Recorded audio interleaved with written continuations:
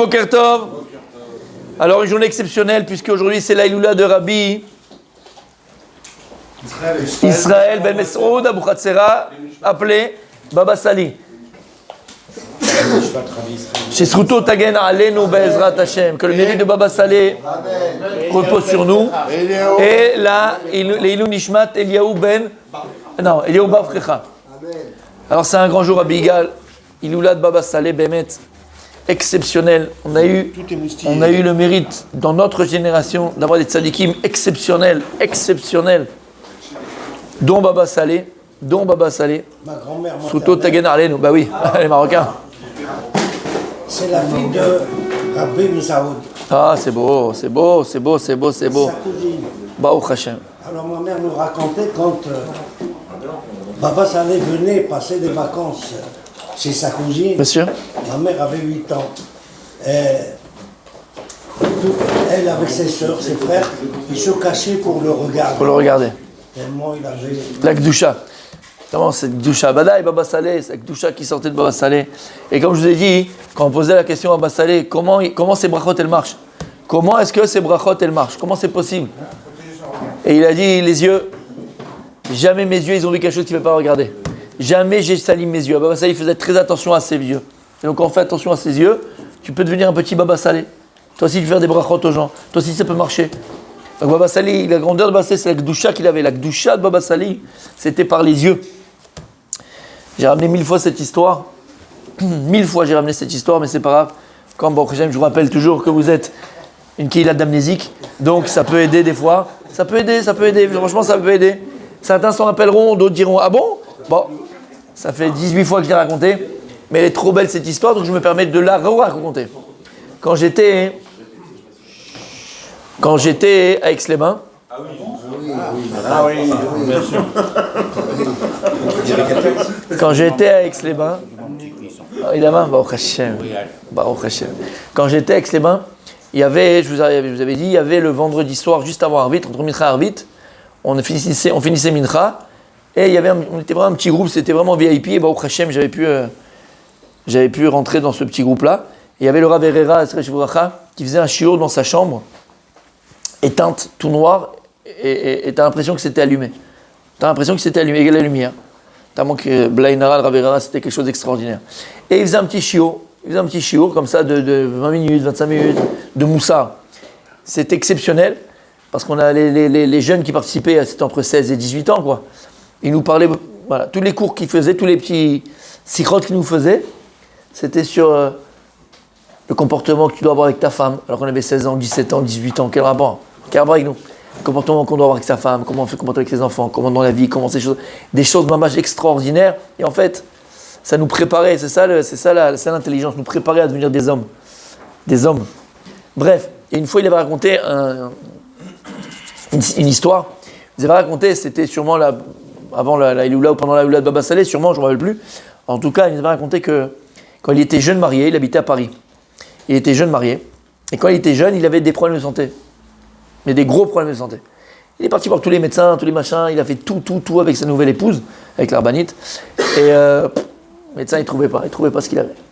Mais des vrais problèmes de santé. Il pouvait être quelque part, pouf, il tombait, il était comme ça, il mettait la tête, il dormait, il était vraiment, il devenait faible. Et bon, un jeune marié, un jeune khatan, il n'avait pas ça avant. Il s'inquiétait, quoi, il s'inquiétait vraiment, et surtout que les médecins, ils trouvaient pas d'abord ce qu'il avait et de solution. Et un jour, il a entendu que Baba Salé, il venait à Paris. Il était à Paris. Donc sa femme, elle a dit, bon, viens, on va au Baba Salé, on va prendre des brachos, comme ça, moi j'ai un enfant, si Dieu, on dit, il n'y a pas encore d'enfant, il était jeune marié. Ben Zachar, Banim Zecharim, la Bodato, il barach et tout. Ils sont arrivés à voir Baba Salé. Donc ils sont arrivés un peu en retard, ils étaient les derniers du salle d'attente, les derniers arrivés. Ils ont attendu.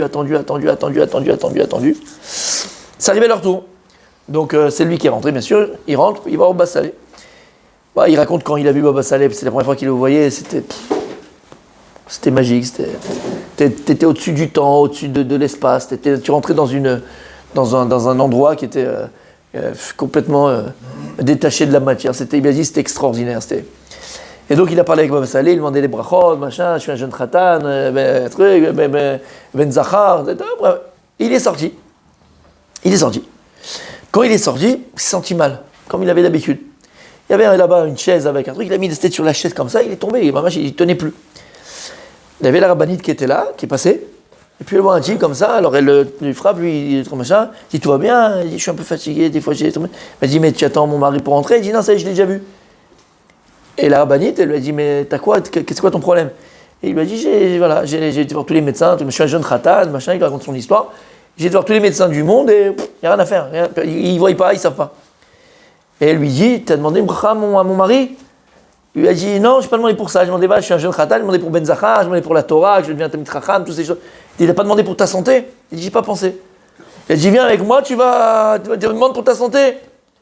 Donc ils arrivent dans la porte, ils arrivent dans la porte, elle ouvre la porte comme ça, et il voit, il nous raconte texto, il voit Baba Salé, il y avait un lit, il voit Baba Salé allongé sur le lit, les yeux fermés. La rabbinite, elle regarde comme ça, elle dit attends-moi 2 secondes, donc la porte est ouverte, elle s'approche, elle met sa tête comme ça devant la tête de Baba Salé, l'oreille devant la tête de Baba Salé, parce qu'en fait, on voyait que ses lèvres, elles bougeaient, un petit peu comme ça, elles bougeaient. Donc la rabbinite, elle s'est mise comme ça, elle sort, elle dit écoute, là mon mari, il est, Yeshiva Shelma là, il y a un shiur là-haut, dès qu'il finit le shiur là-haut, tu pourras rentrer, on attend quelques temps, machin. C'est Ravera qui nous raconte, c'est pas, voilà, il y a un shiur, il est là-bas, il est là-haut dans le shiur là-haut, il arrive, d'accord? Donc il a dit, j'ai attendu, le temps que Baba Saleh, il a terminé, il est rentré, il a fait les brachot, tout ce que tu veux, bon, il a guéri Mamash. Mais c'est pas ça, il a dit, moi j'étais un jeune, jeune machin, je comprends pas ce qu'elle me dit. Attends 2 minutes, il est en train d'étudier là-haut, il est machin, c'est ça Baba Saleh, mes amis, on ne sait pas la grandeur de ce que c'était Baba Saleh dans la Torah. On parle beaucoup, et de la rabbinite, Vadaï, mais on parle beaucoup des miracles, des choses là, machin. Mais tout ça, Torah, la Torah de Baba Saleh, on ne peut pas s'imaginer, il était là-haut, Shiva Shelma, là. On était au mariage de notre cher ami Laurent Chicha. Oui, je te rappelle? Ah, d'accord. Et après la choupa, il a parlé, d'accord? Tu te rappelles? Juste après la choupa, pour Anaël, exactement. Et après la choupa, il a parlé. Comment? Non, dans le même endroit, mais lui, tu sais, il est toujours au fricassé. Non, je rigole. Il n'était pas bien à la choupa. Je rigole, bien sûr. Ok. Et non, après la choupa, il a pris la parole 2 secondes, il a dit, je suis obligé de raconter une histoire. Alors, je sais pas, tu crois que je peux la raconter? Non, je peux pas la raconter, c'est sûr. Je peux la raconter, je crois. Oui, en hébreu, conversation par là, le fricassé. Bon, je peux la raconter. S'il la raconte, je peux la raconter. Ok, d'accord. Alors, je vais raconter cette histoire-là, avec sa permission, même s'il n'est pas là, je prends la permission. D'accord. Mais je pense que c'est, de toute façon, je pense qu'il l'aurait permis. Et s'il l'a raconté en public, parce qu'il y avait tout le monde qui était là, je pense qu'on peut la raconter. Ouais, parce qu'il la raconte en public. Et en plus, c'est bien raconter les choses extraordinaires et ça renforce. Et donc, c'est une histoire que je ne savais pas et personne ne savait.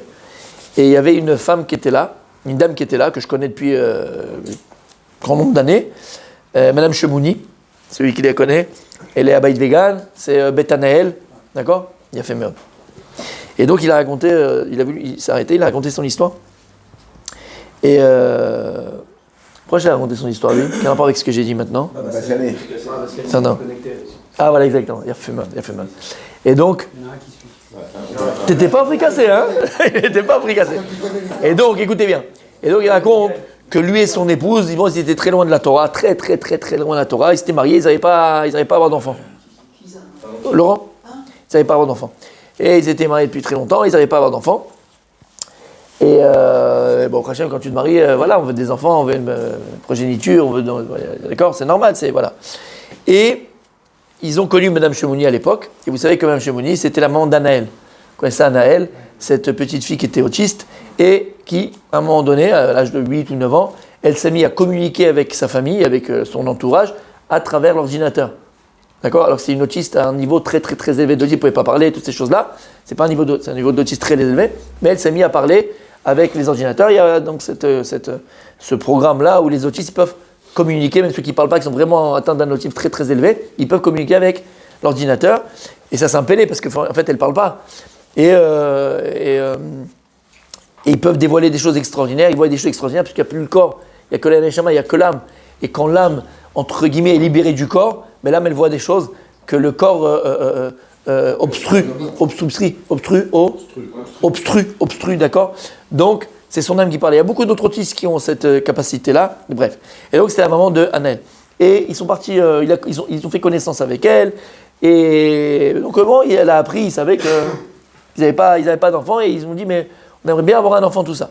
Qu'est-ce qu'elle a fait? Elle a ouvert le livre de sa vie, ils ont écrit un livre sur sa fille. Et la première chose, très beau livre, la première chose sur laquelle elle est tombée, c'était Shabbat. Et elle leur a dit, regardez, si Dieu veut avoir un enfant, faites Shabbat. Et il a dit, mais pour nous, vous ne comprenez pas, ils étaient à des milliards de kilomètres.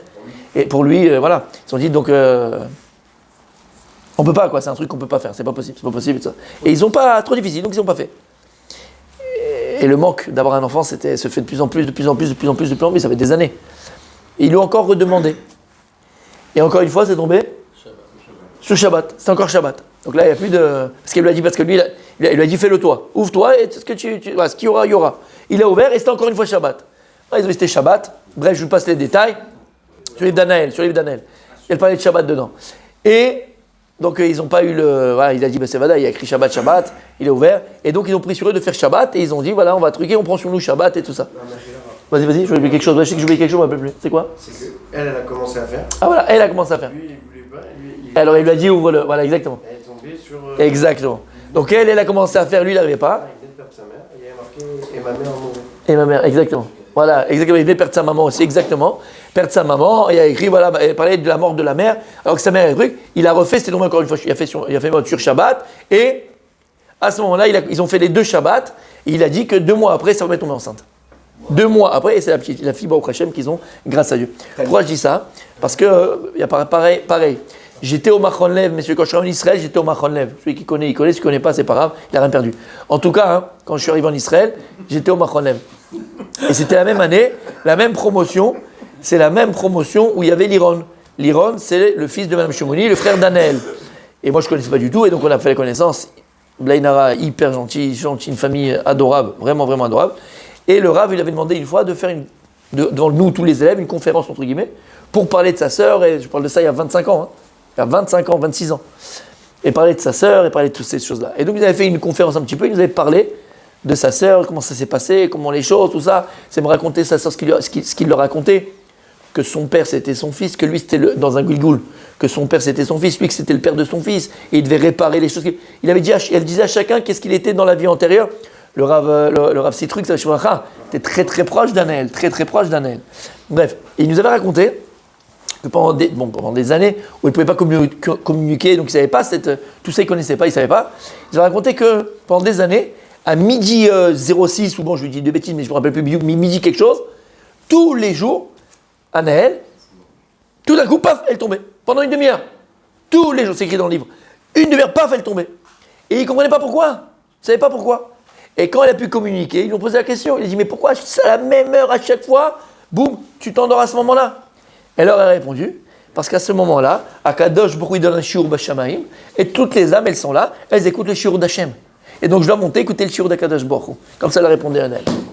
C'est l'histoire de Baba Saleh qui montait, d'accord, de leur vivant, en train d'écouter le shiur d'Akadosh Baruch Hu Biruna Atzmo. Moi, je l'ai écouté cette histoire, après, je vais écouter ça quand j'étais avec Esteban par le Rav Herrera, et après, je vais écouter par Liron, l'histoire de sa sœur, Anaël, où elle-même, voilà, elle dormait à ce moment-là, et elle montait. Donc tout ça pour dire quoi? Tout ça surtout pour dire que Baba Saleh Vadaï, on voit les miracles, on connaît les miracles, on voit les choses extraordinaires que, par la piété qu'il avait. Mais ne pas se tromper. La grandeur de Rabbi Meir Baal Hanes, ce n'est pas les Nissim qui faisaient, c'est la Torah de Rabbi Meir, c'est la Torah de Baba Saleh. La Torah, il avait une Torah, Baba Saleh. C'est la Torah qui est important. Ce n'est pas les miracles. Les miracles, ça fait du folklore, c'est bien, c'est magnifique. C'est super, attends, Baruch Hashem. Et il nous en faut des tzadikim comme ça. Mais je pense, nous, ce qu'il faut être mechabet, c'est la Torah de Baba Saleh. Il avait une Torah, Baba Saleh. Une Torah, Baba Saleh. Par des miracles. Il y a une autre histoire sur Baba Saleh. Une fois, il y a une proche parente, une cousine, ou une petite cousine, bon bref, qui avait cette cousine, elle avait une petite fille à elle, qui était très très malade. Très malade chez l'Oneda et tout ça. Ils ont fait plein de petits poulings, plein de choses, machin. Ils ont essayé de faire, rien de marcher, tout ça. Et elle a dit, il fallait voir mon cousin, quoi, Baba Saleh. Ou c'était sa grande-tante, ou un truc comme ça. Je vais avoir Baba Saleh. Baruch Hashem. Ils sont tous cousins. Ouais, ils sont tous dans... Mais bon, et donc elle est partie voir Baba Saleh. Elle est partie voir Baba Saleh, elle lui dit, voilà, regarde, ma petite fille, elle est comme ceci, elle est comme cela, il faut un truc, il faut machin. Et Baba Saleh lui répond, regarde, écoutez bien. Baba Saleh lui dit, je peux rien faire pour toi. Je dis, quoi? Mais avant-hier, il y avait quelqu'un qui n'arrivait plus à marcher, il a marché, l'autre il machin, j'ai vu, j'ai truc. Baba Saleh, c'est des miracles, c'est dingue, c'était fou, Baba Saleh, fou. Et moi, ta propre grande-tante ou ta grande cousine, je ne me rappelle plus, d'accord, tu ne peux pas me faire pour moi, moi, tu ne peux pas me faire. Mais on est de la même famille, t'es mon truc, t'es machin, pourquoi tu ne peux pas? Et Baba Saleh lui répond, il lui a dit, tu sais pourquoi mes miracles, ils marchent? Pourquoi est-ce que ça marche, mes brachot? Parce que les gens, ils croient en mes brachot. Ils croient en ma piété, ils croient en cela. Ils croient en ça. C'est pour ça que ça marche. Il dit, mais toi, tu m'as vu tout petit, parce qu'elle était plus grande, beaucoup plus âgée. Tu m'as vu naître, tu m'as changé les couches, tu m'as vu grandir. Elle dit, t'as pas la même image de moi que les gens, ils ont de moi. Ça peut pas marcher. Et de là, j'avais entendu ça, et de là, le Rav, il disait, c'est hyper important que si on veut profiter d'un gadol, profiter de son Rav, faut pas salir son image. Pas le salir dans le sens, tu le salis Khadisham. C'est qu'à partir du moment où il y a trop de familiarité, trop de choses, tu ne pourras pas profiter de lui. Tu ne pourras pas profiter de sa Torah. Parce que Baba Saleh, c'était aussi un être humain. Il mangeait, il dormait, il a été petit, il a eu des couches, il a fait. Et puisque elle a vu ça, ça a abîmé la splendeur que tu peux voir du gadol. Alors, ça peut pas marcher. Ça peut pas marcher. Parce que t'es pas... T'as compris ce que ça veut dire? Ça aussi, c'est un moussar askel. Ça aussi, c'est quelque chose qu'on doit... Juste, je termine. Ça aussi, c'est quelque chose qu'on doit apprendre. Behemet. Et donc... Behemet, Sruto Tagena Alenu. Baba Saleh, il était très proche aussi du Rabbi Lubavitch. Très proche du Rabbi. Très proche du Rabbi. C'était la même Torah, c'était la même chose. Et en fait... Oui. C'est lui qui lui a dit, c'est le Rabbi qui lui a dit à Baba Saleh, tu seras plus utile en Israël. Exactement. Parce qu'il voulait aller aux États-Unis au départ. Ouais. Emet. Et Rabbi, c'est vrai, bien sûr. Rabbi, tu lui as dit non. Tu vas en Israël. Ils se sont rencontrés, il lui a dit non, va en Israël, tu vas réunir toute la... Le Ham Israël. Emet. Très proche. Non, parce que c'est très proche. Et en fait, ce que je disais, la Havat Israël. Il y a une vidéo, je vous ai dit, mais vous pouvez la voir, elle est sur YouTube. Entre...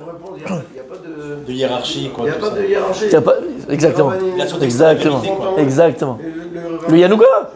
Il n'y a pas, c'est la Torah qui fait. Ce que j'ai dit maintenant, c'est la Torah qui fait. Il y a une chose, je m'en remets. Vas-y, oui. C'est des anecdotes que mon père me parlait, me disait. Un jour, on a un descendant direct, hein, Baba Saleh. Le jour, Baba Saleh, son secrétaire, il rentre dans... Il y avait le secrétaire, il y avait l'antichambre. Il y a un couple qui arrive, qui était en désaccord, et Baba Saleh les a fait attendre dans l'antichambre. Et puis le secrétaire, il lui a dit, Rabbi, il lui a dit, je reçois la dame, la femme, l'homme, je ne veux pas. Qui s'en va. Il lui a dit, mais Rabbi, il saura pourquoi. Pourquoi. Et effectivement, plusieurs mois après, il est revenu, il a reçu. Il savait pertinemment, sans le voir, sans le regarder, sans savoir qui est-ce, il a dit, je ne le veux pas, celui-ci. Je ne veux pas le recevoir. Et une seconde chose qu'il m'a raconté, il m'a raconté une autre chose. Il m'a dit un jour, le secrétaire, il était où il recevait, et quand il est rentré, il a vu Baba Saleh partir en train de pleurer. Il lui a dit, Rabbi, qu'est-ce qui se passe? Il s'est affolé. Il lui a dit, on me fait trop d'éloges sur cette terre, qu'est-ce qu'il me restera? Voilà, c'est ça. Voilà, c'est ça. C'est la grandeur, la Hanava, la Havat Israël, l'humilité. L'humilité de Baba Saleh. Emet. Ce que je disais, il y a une vidéo de Baba Saleh. Il y a une vidéo de Baba Saleh avec Rav Kadouri, où Rav Kadouri est parti aux États-Unis. Ils sont assis un en face de l'autre. Pendant un quart d'heure, tu vois, ils ne parlent pas. Mais tu vois leur visage, ils sourient. Tu vois la vidéo. Ils ne parlent pas. Choum d'avoir clou. Ils sont comme ça. Ils se regardent. Mais en fait, ils sont en train de faire des trucs de ouf. Toi, t'es là, tu sais pas ce qu'ils font. Comme vous, là, Exactement. On termine. Et je parle également une anecdote, non pas de son grand-père, Rabbi Yaakov Abochatzira, qui est enterré à Damanour, près d'Alexandrie. Vous savez qu'il est allé, en Terre Sainte. Tout à fait. Et il est à Damanour, il s'est mis à pleuvoir, ils n'ont pas pu le prendre son cercueil et l'amener en Eretz Israël. À 2 reprises. Ils ont dit, c'est là, on va... Il faut l'enterrer. Et qu'est-ce qui s'est passé? Il en raconte, ils savaient, les Chacham, les grands tzaddik, ils savent leur jour de leur mort, de leur décès. Et il a dit à son accompagnateur, demain je ne serai pas de ce monde. mets-toi là, je vais poser ma tête sur tes genoux et tu vas me réciter Shirachirim. Tout le temps. Tout le temps. Et le lendemain, Il est parti. Bien fait. Souto Tagen Alenu, Baba Saleh, on va aller si Dieu le 16, que tout le monde vienne, le 16 février. C'est hyper important d'aller, on va aller comme j'ai dit sur la place de Nova, on va aller dans les kibbutzim à côté, on va aller dans ce qui s'est passé. On se doit d'aller voir, on se doit d'aller prier là-bas. Les Nouishma, toutes les victimes, tous les assassinats qu'il y a eu là-bas, pour toutes les larmes Israël, Mehmet, on se doit d'aller. Après on va aller chez Baba Saleh, Souto Tagen, on va prier pour tout l'âme Israël, pour la Géoula, et on terminera par un bon petit restaurant pour détendre parce qu'on a besoin quand même.